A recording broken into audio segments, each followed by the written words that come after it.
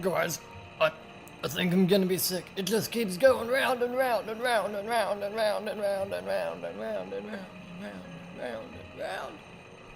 God, I can't handle it. Quick, jump, go, go, go. Get me off of this damn thing. Hey there, everybody. Welcome back to The Legend of Zelda Twilight Princess HD. In the last episode, we made our way through the rest of the... gotta be careful, cool. The Arbiter's grounds and defeated Star-Lord, the Twilight fossil, whose Zand powered up against us. I do not want to save. But for the first time, you might actually get to see that screen because I'm talking. Anyway, we have now made it back to Gerudo Desert, kind of. Anyway, we are now far above where we used to be. I mean, the entrance is like just there, but nope. We had to go through a whole dungeon because Link can't climb over some fences. Anyway, heading up here, we will see in this sort of Colosseum, sort of like area, we have this giant statue with a magical flame. And lots of chains. This is the mirror chamber. Although the mirror isn't here quite yet. But moving forward, you guessed it, shadow beasts. Let's take care of them. Anyway, we're fighting a whopping 5 of these guys this time. Not 2 or 3 or 4, 5 of them. Thankfully that does mean I can just quickly take care of some of them easily. Like that.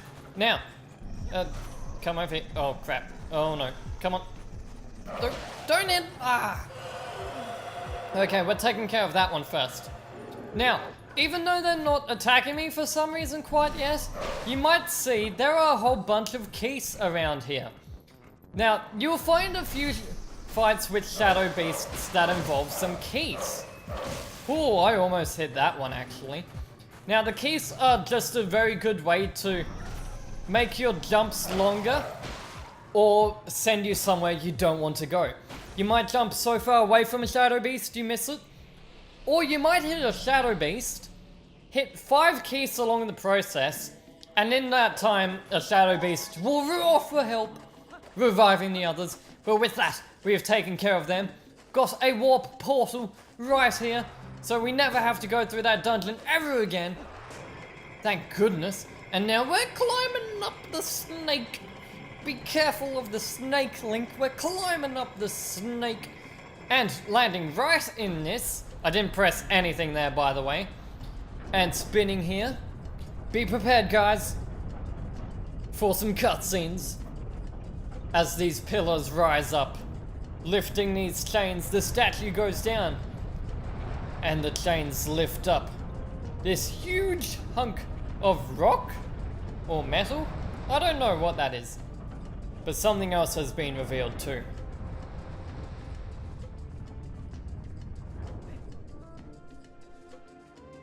Cutscene time!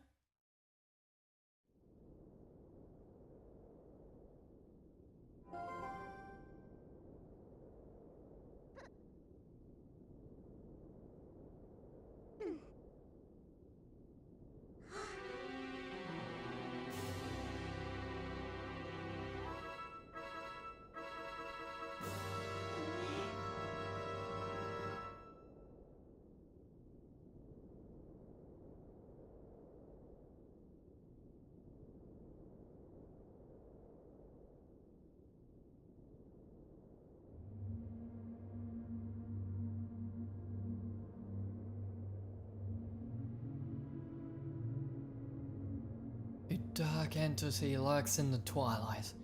It houses an evil power. You who are guided by fate, you who possess the crest of the goddesses, hear us. At the command of the goddesses, we sages have guarded the Mirror of Twilight since ancient times. You seek it, but the Mirror of Twilight has been fragmented by mighty magic. That magic is a dark power that only he possesses. His name is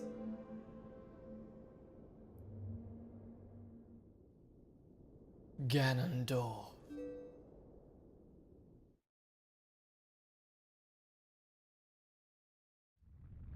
He was the leader of a band of thieves who invaded Hyrule in hopes of establishing dominion over the sacred realm.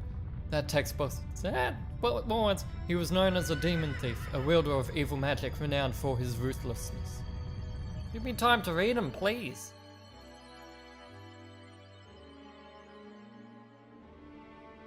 But he was blind.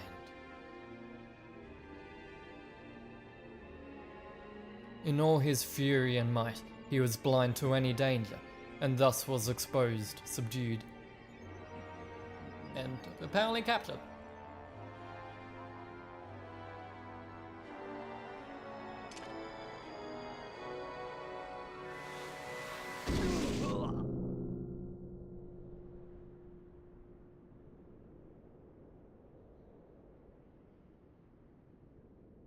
Yes.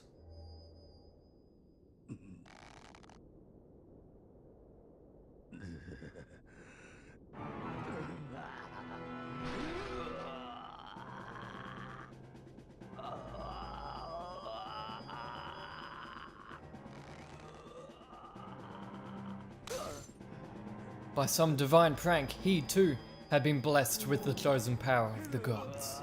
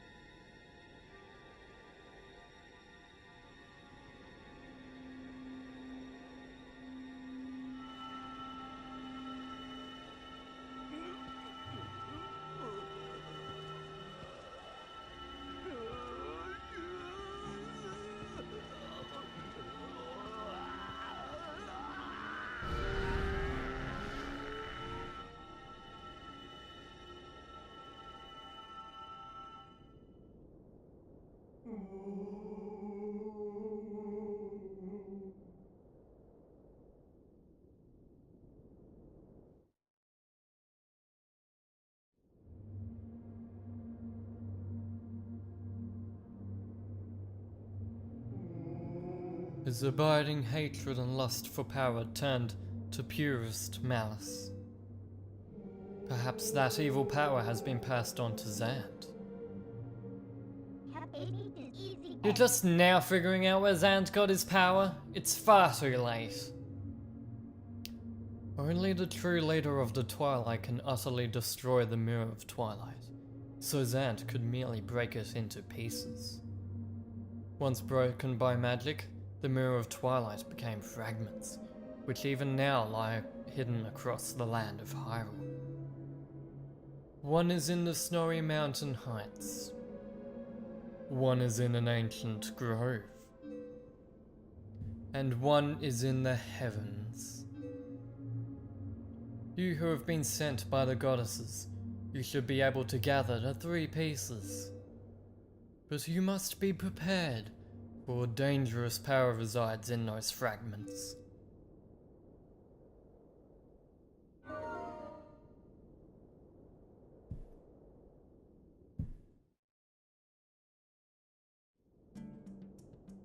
And so we have our quest, guys. Before, I thought Midna would say something, but never mind. There's only one thing we can do from here anyway, and that is to warp out. Worth noting though, these symbols up on each of those pillars, they are in fact referencing the emblems that appeared in Ocarina of Time? I think it was Ocarina of Time. Anyway, let's warp somewhere. So, we have 3 different places to go, however they are all only obtainable in order. So the snowy mountains are first up, although we've never seen them. Apparently there's a connection in Zora's domain, but as you look at the Lanayru region, there is a flag over by Telma's bar, so I think we should head there first.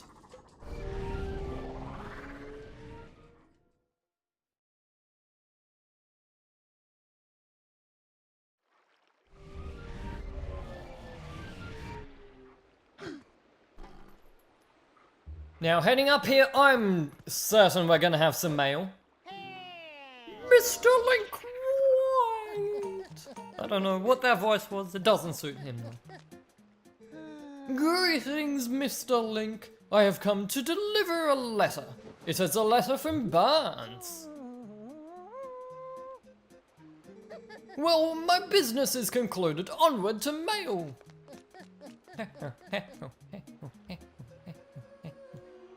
Anyway, that letter is probably only telling us about that third type of bomb that we picked up ages ago, yes.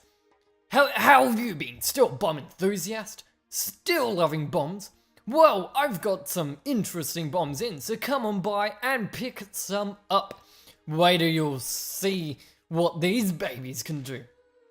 Yes, we already have them, Barnes. The postman's getting pretty slack. If only he actually went out of his way to run into people as opposed to, you know, just meet up with them in a few different spots. But here in Castletown, I would like to head into the Star Game as the fellow here did say that he would have another challenge for us. So let's check it. Are they spikes? Those are spikes. Screw that, guys. I can't do it. No way. I'm not even gonna try. I don't want to be impaled by spikes, please. Now, although you might think, oh, I can totally grab all those orbs, you cannot do it in time. So don't bother trying, guys. Trust me. Anyway, though, so let's make our way onwards to talk to this random person. No, I don't care. Go away. No, I want to talk to Telma, or at least to the people in Telma's bar, as I'm sure they have some advice for us as to what we should be doing next in our adventure.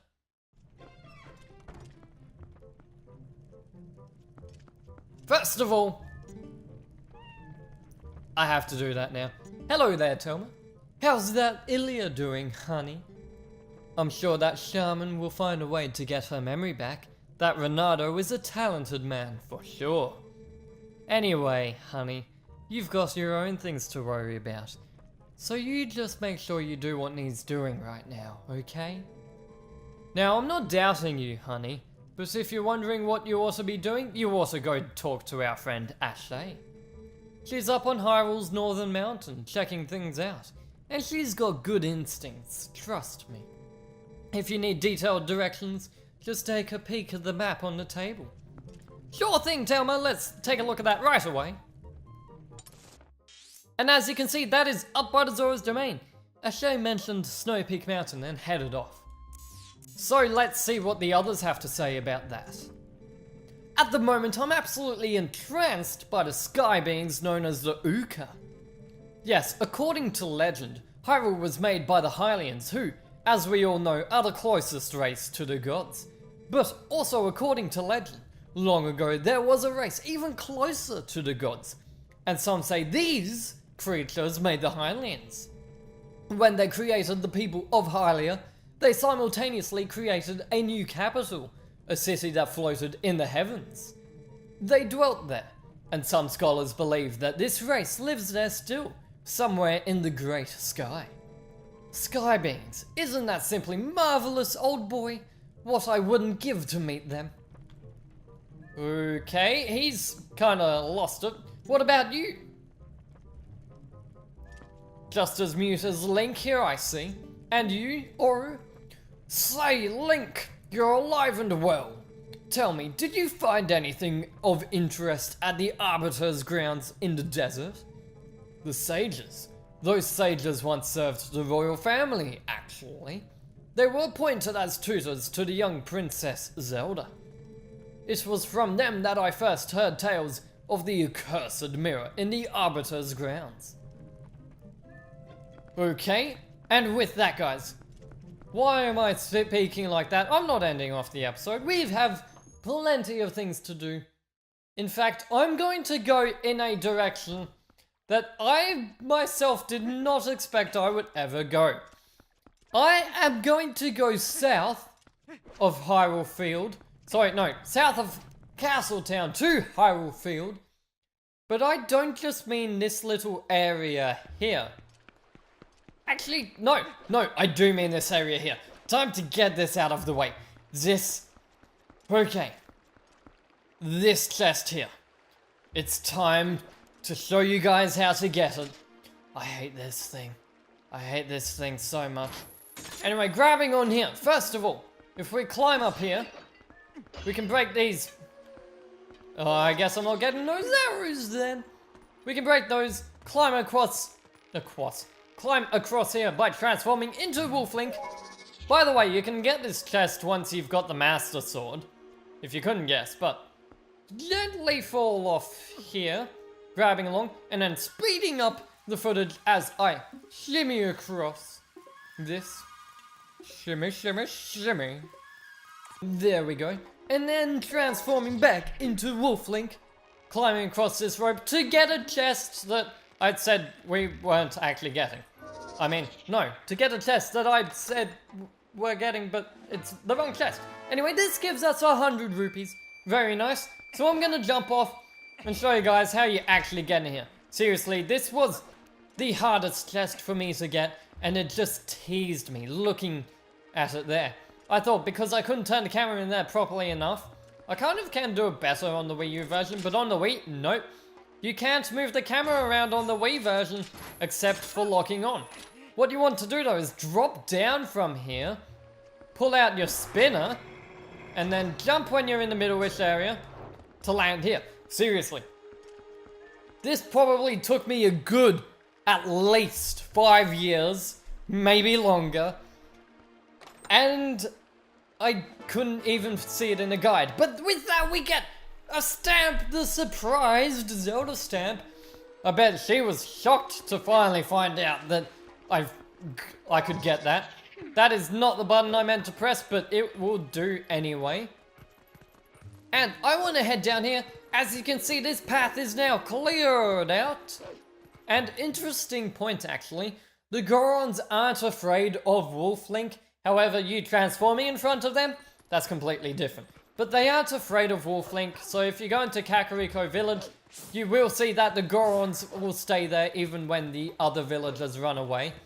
Or something along those lines. But I'm heading down here as there are a few things I want to collect before I end off the episode. First of all is this Poe. And let me just knock you down. Cool. And knock you down. And knock you down again because you got up. Nope. We're hitting the Poe. There we go. That's one hit. And hitting you. And I need to knock you down again. And go. And that was crazy. I just had to manage knocking all of them down at once. But with that, we get the Poe's soul from the Poe, as you would kind of expect. Next, we are going to go underneath this bridge. There is a chest there. And with the claw shot, we can now grab it. You could actually grab this chest, like, after you get the Master Sword, because you can't actually use anything. Like, you can't use the claw shot until you've got the Master Sword, I guess. But this gives us another orange rupee, 100 rupees. Very nice indeed. And now we just have to go back. And last of all, I will make my way down in this general direction. Now, I know it's somewhere around here, but let's see if I can actually find out where exactly it is. Now, there is a dig cavern around here. Oh, is it on this side of the road? Is this it? No, that's not it.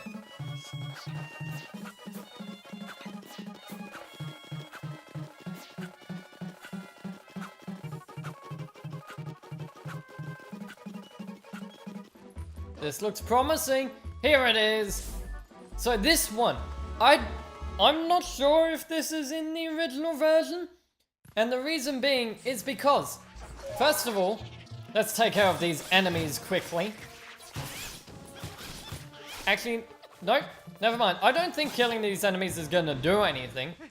But I'm doing it anyway.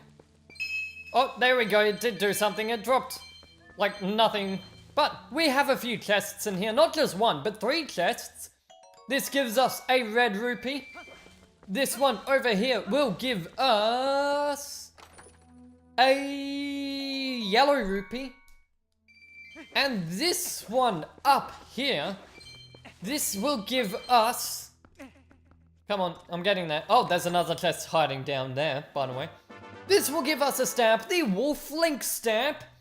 Interesting to note though, this little dungeon in particular, this chest that gives the stamp isn't usually here, I don't think, in the other versions at least. That is right, that stamp was added in purely, it did not replace any chest of any rupees. Now, there are a couple more instances like that. In fact, there's actually one instance, maybe even 2, where the chest, although it replaces an amount of rupees in said chest, it will then actually have another chest right next to it that was added in with that same amount of rupees. But with that, guys, that is everything I wanted to cover in this episode. In the next one, we will head up to the Zora's Domain, all the way up. I'm hitting the wrong buttons. All the way up here to check out Snow Peak and see what lies up there. So see you guys next time, everybody. This is ruining my outro. This has been Spiraling Helix.